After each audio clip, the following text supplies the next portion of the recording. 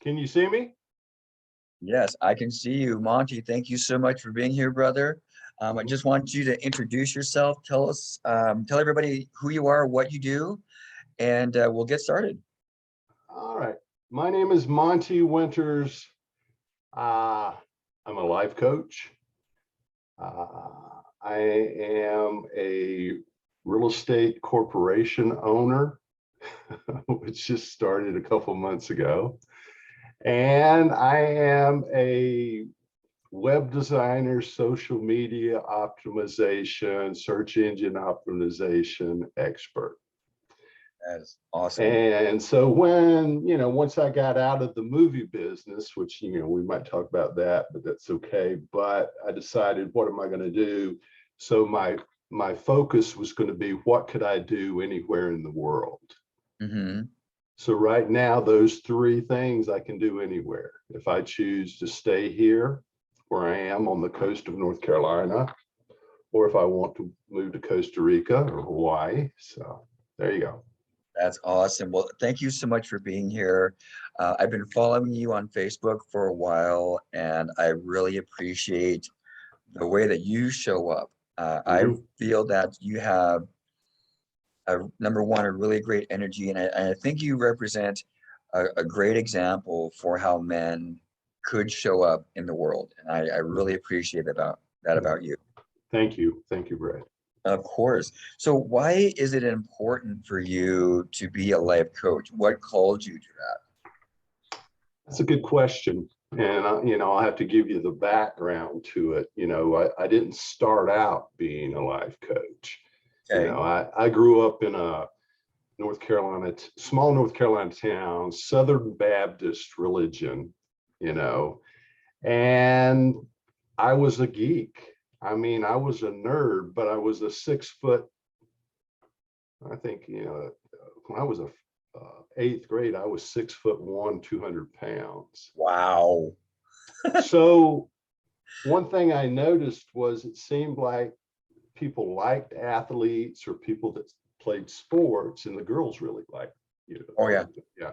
So I thought, and this was when I reflect back on it, it was a nerd approach. He said, I'm going to do this. So I just, I'm an only child, and I went to my mother, I said, Mom, I'm going to play football.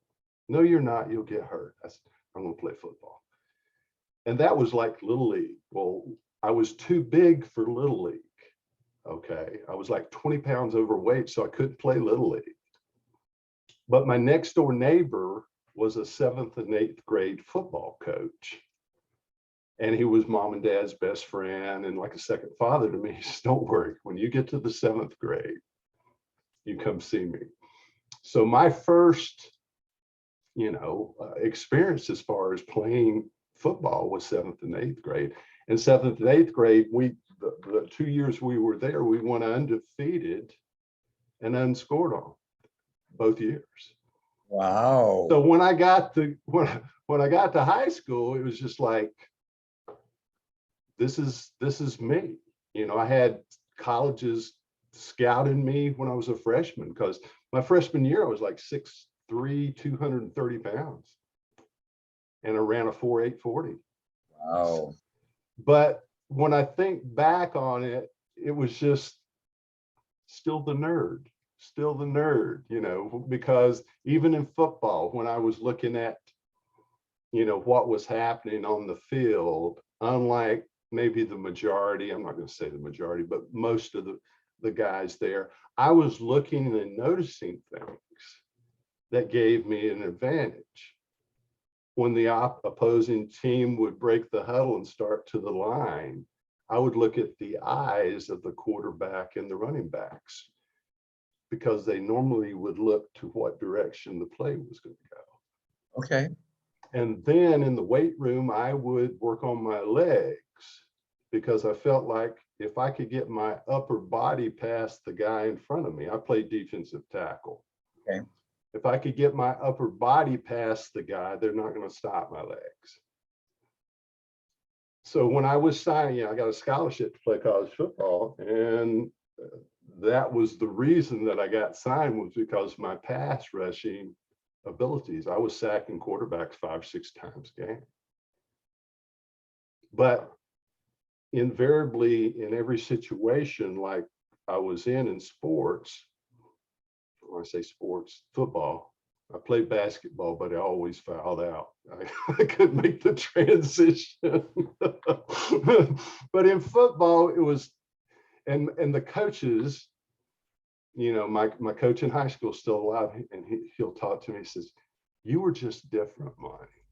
He said, "You would come to me and ask me if you could do this instead of this."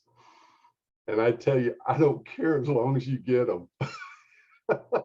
So, you know, as a defensive tackle, did you play sports? I did, but not in high school or college. Okay. I didn't get any kind of like bulk until well into my 30s. Okay. So they wanted you as a defensive tackle to line up on the outside to make sure the play didn't come outside. Okay. And I did that well, but I wanted to get the quarterback because I told the coach, I said, if we can get the quarterback or get the running back, they're not going to come outside anyway.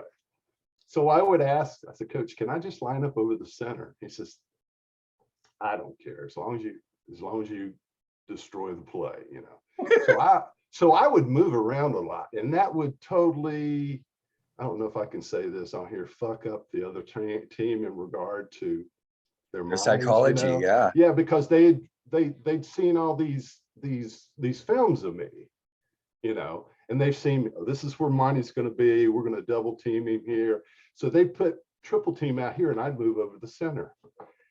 And I remember one game, it was a friend of mine on the opposing team. It came down that we were like tied in the conference, and this quarterback he wasn't a friend of mine at that time, but he ended up becoming a friend of mine after we got out of high school, and he actually was a groomsman in my wedding. But I would line up over the center, and his last name was Stewart, and his number was 19, and I had arm pads that went from my hand to my elbows, and I put, "Your ass is mine." And every time I would come to the line, I would do this to him, and I sacked him 5 times that night. And he'll never forget that game. I mean, he always brings it up when we're together. He says, "I hated you." And I said, "Well, I hated you too, but I love you now." But you know, Brad, I don't know where we went with that question. Well, the question was, how did you become a life coach? Okay. And why is it important? Okay, well, okay, but anyway, yeah, okay. So I did that, and then during that time, I got into the church, and every minister told me I had a gift. You have a gift. You have a gift. I'm 17-year-old naive geek, you know, who's really good at playing football. They said, "You need to go to seminary." And I thought, okay. Right, why not? At 17, what? So I ended up going to seminary in Portland, Oregon, and worked in the largest Baptist church there. I had 200 high school kids, 12 staff, loved it. But I was unhappy in my marriage, and things just didn't work out. So after I left seminary, you know, got my master's of theology there, I went through a divorce, moved back home to North Carolina, and decided to teach high school, coach football, and counsel kids. So I did that for 2 years. All right. And then I had some friends in the movie business who said, "You need to get into the movie business," you know. And I had you know, this was 81. No, let's see, wait a minute. 80, yeah, about 80, 81, 82. And when I was in Portland, it was when the video revolution was occurring. Right. So I was MTV and all that. Yeah. And VHS and beta and all that stuff. And so I was just, as the nerd in me was just fascinated. So I remember going to video stores out there. So when I came back and, 2 years coaching and teaching, and I told my wife, I mean, I was only making like $13,000 a year. And then you got like $1,000 for coaching football for 6 months, just $1,000. So I told my wife, I said, "Honey, we can't build a house. We can't do this on a teaching salary." So I told her, I said, "If you'll give me 6 months and let me do this video thing," I decided to open a video store. So I opened a 1,600 square foot video store, worked it from 10 a.m. to 10 p.m., borrowed $50,000 from my parents, home equity loan. In 6 months, I paid them back the $50,000. And within a year, I was doing $1 million a year out of that little spot. So that started my career in the movie biz, So I rose through the ranks, and I was president of North Carolina, the Association of Video Retailers. It was like, and then I rose up to the top where I was finally on the board of directors of the entire world. Wow. And that opened up, when people look, like if you go to my Facebook page, you can see me with all these celebrities and stuff. I said, that's where that happened, because I was sitting in the boardroom in California or various places, and I'd had the CEOs of all the major studios. And then over here on the left, I'd have the CEOs of major retail like Blockbuster, Hollywood, Best Buy, Circuit City, yada, yada. And we would sit in a boardroom and we would be guiding and directing the course of the media world, up until when I got out of it. I had 2 friends on my board that started Netflix and Redbox and wow, and yada, okay. yada.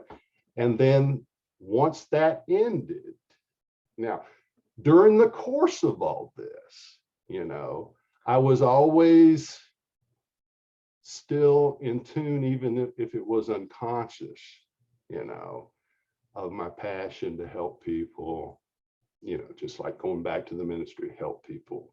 You have a gift, you have a gift, you have a gift, So once I got out of the business, I spent 20 years in the movie business, I said, what do I do now?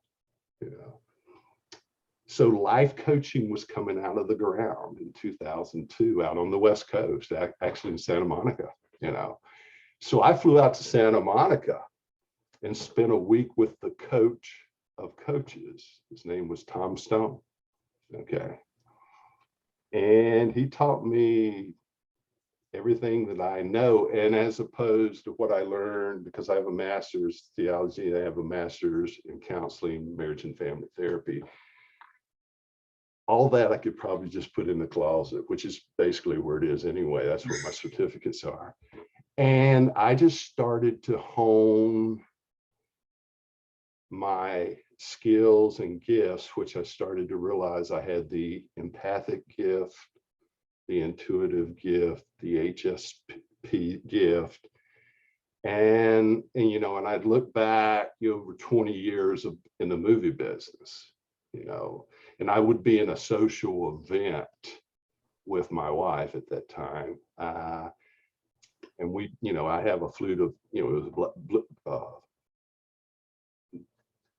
was a formal event. So we'd be standing there talking flutes of champagne, and the guy would be in front of me, and maybe he's like a CEO of a studio or something, and his wife's beside him. And I'm sitting there looking into his eyes and just doing this. And after they left, my wife said, "You didn't hear a thing he said, did you?" And I went, "No." I said, "A girl broke up with her boyfriend back here. A guy over here lost his mother. There's the clanging in the kitchen, the music, the air conditioning." And that's when I realized, and now I know, is my brain was just locking into everything that was going on, and then I realized, and my son, my youngest son, they wanted to label him what is ADHD? ADHD, yeah. Yeah. And I went, because I wanted to be a doctor at first. So I would go to the doctor and ask questions, So I finally took him to an auditory specialist. And they told me, he said, he is distracted in class. Okay. So I had him test this, and I found out that basically he inherited what I had. So I said, no, you're not going to label him in any way. We're going to put him at the front of the class. They said, well, we can put a earpiece and a microphone on the teacher. I said, no, I don't want that. Just have someone beside him that maybe can possibly help him, you know, if he gets behind. And we wrote all that up. And from that point on, he went through high school, you know, that was primary, everything AB student. But it made me realize that he had the gift too. Now, getting back to your question, why am I a life coach? Because of all of it, you know. And I'm still growing. I'm still evolving, you know. When I'm sitting in front of somebody, the thing that, well, one thing I demand as a life coach now is, unless we can do it in person or I can see you, we don't do it. Right. Yeah. Because that's a part of it. Yeah. You know, because when we're talking, like if I was coaching you, I'll be looking at your eye movement. You know, I would be listening intently to your answers. And that gives me the direction that I go. And that's why I'm a great life coach. I can say that now. I'm a great life coach because I'm a noticer. Plus I have the empathic gift, the HSP. And then I have a heart. I have a heart that goes back to, you know, the church days. I just want to help people. Yeah. You know. Love that. Love that. Thank you for sharing that. It's, you know, I have the HSP as well. And it's funny, it took me a long time to realize that I really do have a gift. And I've wanted to help people ever since I was 14. And, you know, making it happen isn't always easy. There's a lot of frustration and discouragement, and it still comes back to, how do I want to look back on my life when it's all coming to an end? You know, did I make a difference? And so having said that, here's a fun question. Do you curse? And if you do you have a favorite word that you like? I like that. When you sent me the questions, I looked at that and laughed. And the background to that is, you know, because I grew up in the church and then I went to seminary, I didn't cuss. I didn't cuss. I didn't drink. So when I got into the movie business, it was like, oh, you know, I told a friend of mine, I said, I didn't know how to drink, you know, but I was going to all these social events and I thought, God, I got to figure out what to drink. And I had no concept. So I'd go to a bar and just say, Jack Daniels.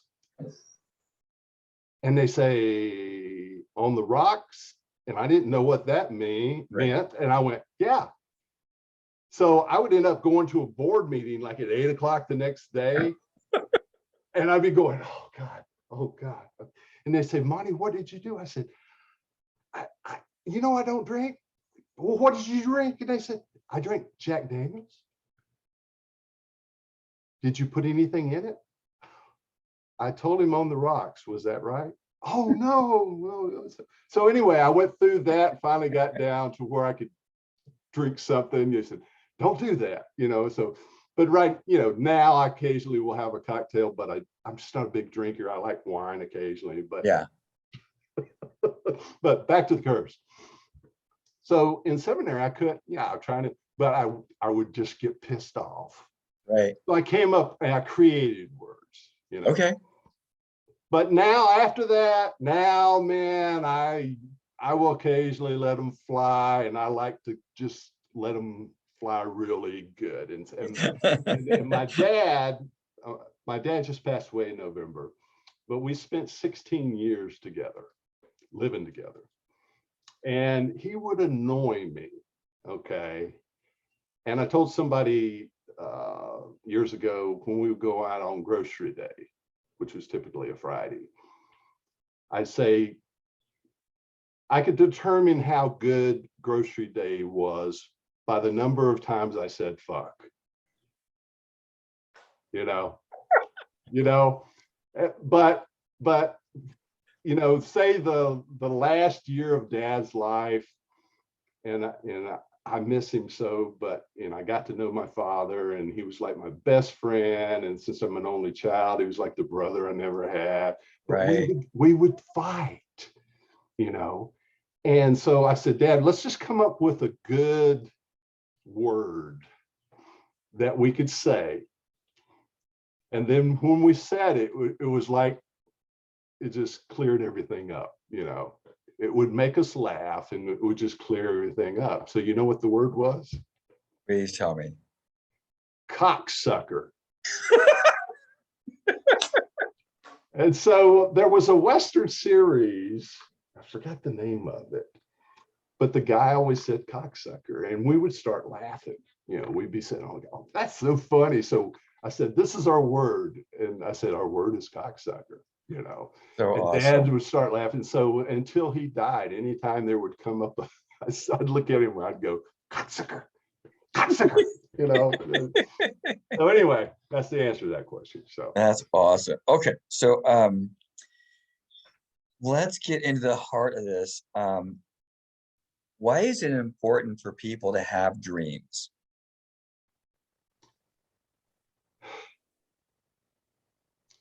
Here's my thing on dreams. I think based on where I am now, and I'm 66. Okay. They're remembrances of the highest version of you. And so why do I think they're important is that once you work through all the shit that's keeping you from being who you really are. I mean, there's 3 key assets that I teach everyone that I coach. And I've honed them down to 3 to keep them simple, of course, is know who you are, know what you want, and establish concrete fucking boundaries. Those are 3 things that every client that I work with have to get down. And they say, well, I already got those down. And once we get into sessions, I'll go, you don't know who you are, So when I connect with someone, when I'm sitting across from and I finally find out, and it's usually one of the 3 and a combination of both or all 3 of them, then we work through that. But once you get clear on who you are and what you want, and you've got concrete boundaries, then those dreams and goals, they just come up automatically, And I'll go, yep, yep, we're getting there. Yep, we're getting there. And you feel it, I teach a course on emotional mastery. Okay. And, we're taught from toddler stage to go as far away from feeling things as possible. And it's just something at a young age, because you're in that precognitive, pre-verbal, but it hurts and you don't know what to do with it. Right. So when I'm working with someone, I'm always looking for something that happened back here. Right. 100%. And we clear that up. And once we clear that up, they know who they are finally, and then, well, I know what I want. All right, tell me what you want. And they can't tell me what they want. And I said, the reason you can't tell me what you want because you didn't know who you are. But now you know who you are. Let's work on what you want, So you sent me the questions, and I looked at that one, and right before we got on, I said, I don't really like that last one. And I was really messing with you. But it's that remembrance of who you are, and that's why they're important, dreams and goals. Because once you get things clear, okay, and you're operating from a presence, you're not operating from back here or maybe projecting something up here, you're working right here. Then what's coming up are those remembrances of who you really are and why you're here. And those dreams and those goals are very, very important. But until you get all this shit cleared up, it's hard, What do you think is the biggest obstacle for people when they think about going after their dreams? Because it's my personal belief that we all have dreams, but we also have these voices in our head that tell us, nope, that happens for those kind of people, but not for you, or you're not smart enough, or you're too lazy, or whatever. What do you think is the biggest challenge for people that actually has the simplest solution that's just right in front of them, or maybe they just never thought of it? What do you think is the biggest obstacle, and is there a simple solution?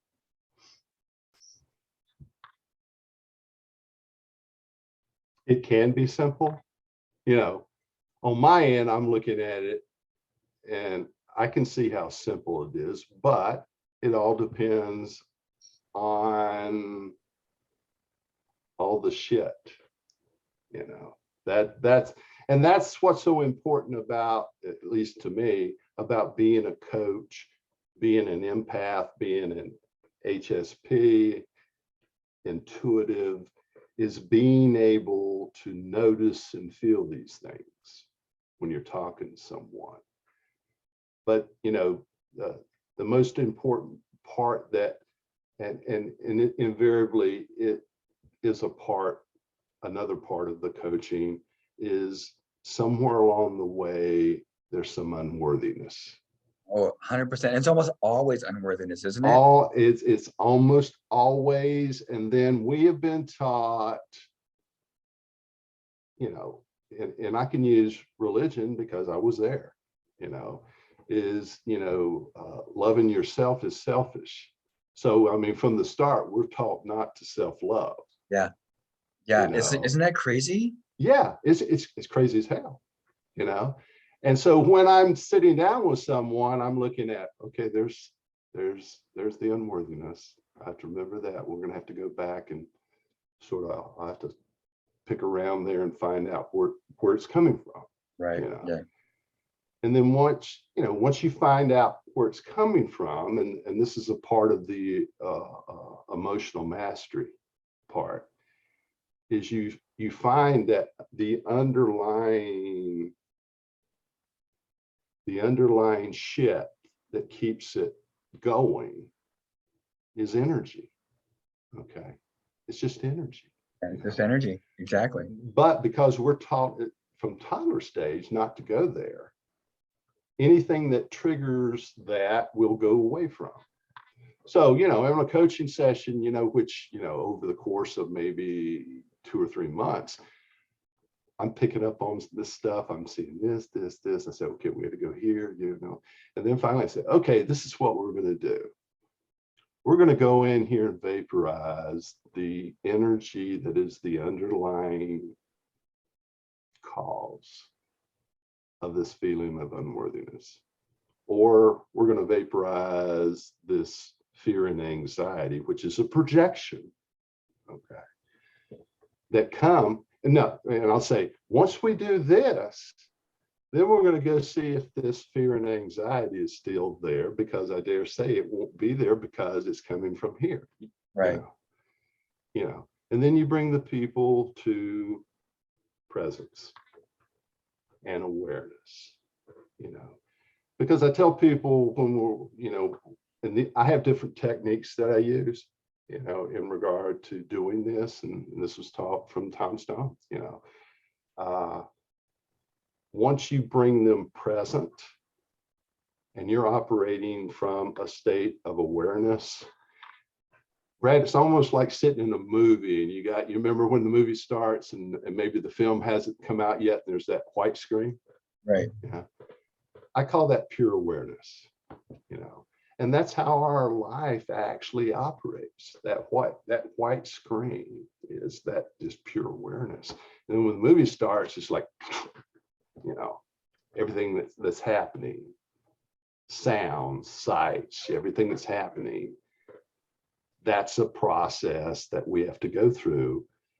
And all the shit that's on the screen, you know, sometimes I have to get people, I said, it's sort of like a 4-lane highway, you know, all this stuff that's coming down the highway. And sometimes I use the illustration of clouds, you know, a blue sky. The blue sky is pure awareness, and there's clouds floating by, you know, and those clouds are thoughts, you know, and those thoughts, and then you focus on those thoughts, and you really focus on those thoughts, and then you forget the backdrop, that silent backdrop of stillness. Yeah. And that's pure awareness. And I said, so what we have to do is get back to where you understand the silent backdrop, and then you understand this, and you understand their only thoughts. And if they keep coming up, they got a charge to them. It's probably some type of energy that we need to go in there and vaporize. And I probably just told you in a nutshell what I do, you know, but you know, but over the years you just learn, and I think the most fulfilling part of it for me is everybody that steps into your life is different. Yeah. You know, that's where like most of the stuff I was taught, you know, in counseling and stuff like that, you know, I thought, well, that's okay for this person, but it doesn't really apply to this person, you know. And I can say that, I can dare say that right now in regard to a lot of medical stuff that's going on too, you know, that. But yeah, I hope I answered your question. 100%. So let's wrap everything up. So number one, before I do that, 2 things. If you have an offer for people, please tell us now. And then I'll also post it when I release the interview next month. I'll also include it in writing, but tell us what your offer is. And if you had one thing that you think would really help people start to believe that their dreams can actually happen, what would that be?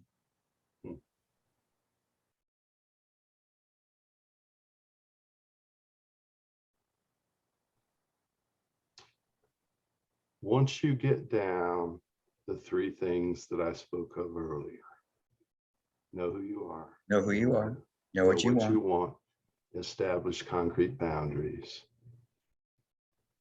That's it. You know, there was one question that you talked about a higher power, and, you know, and because, you know, I went to seminary, and people will try to pick at me about that. And they said, well, what do you believe? And I said, well, here's what I believe. I said, you know, I lived in this little globe of Southern Baptist North Carolina, you know, and then I left there and I went out to Portland, Oregon, and my bubble got bigger, you know. And then I got into the movie business, and oh my God, it got bigger, it got bigger. And then finally, you know, maybe over the course of maybe the last 5 years, you know, and people ask me questions, I said, you know, I just decided to pop the bubble. And once I popped the bubble, then I realized that I'm always connected to whatever it is, God, the big kahuna, Yeah, you know, whatever, you know. And as long as I know and I feel that connection, I'm good. Yeah, so I'm good. Yeah, so you good. know, I'm good. So I, you know, I tell people, just, we're all here to learn how to be the highest version of ourselves. Along the way, we get things a little screwed up. Yeah. And there are people like you and me that can sort of rattle their cage and say, hey, you know, and that's what's fulfilling to me, is even, you know, going back to the, you know, when I was told that I had a gift up till now, I love sitting in front of people and watching them evolve, or seeing them completely vaporize all the shit that's been keeping them down. Yeah, Yeah. that's a beautiful gift. It's a beautiful gift. So speaking of gifts, what is your offer for everyone who's watching? Okay, occasionally what I'll do on Facebook, because, you know, I have a Facebook normal page and then I have a Facebook coaching page. But occasionally what I'll do is I'll put up a special offer for my Facebook friends. Okay.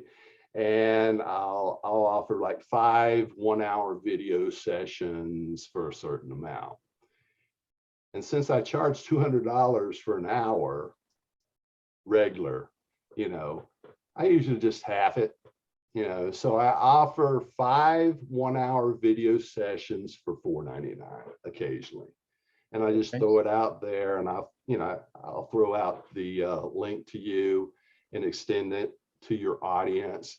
And like I said, they have to understand this is a la carte, you know. Right. I've sort of backed away from coaching because a little bit, because I'm trying to dive into real estate, and this is really interesting, especially right now.